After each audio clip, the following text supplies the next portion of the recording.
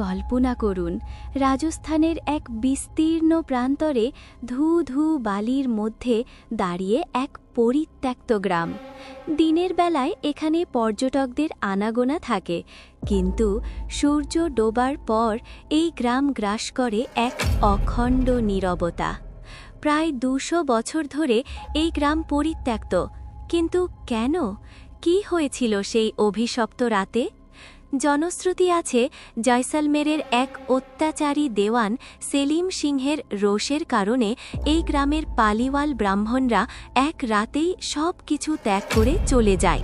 যাওয়ার আগে তারা এই গ্রামকে অভিশাপ দিয়ে যায়, যেন কেউ এখানে আর স্থায়ী হতে না পারে।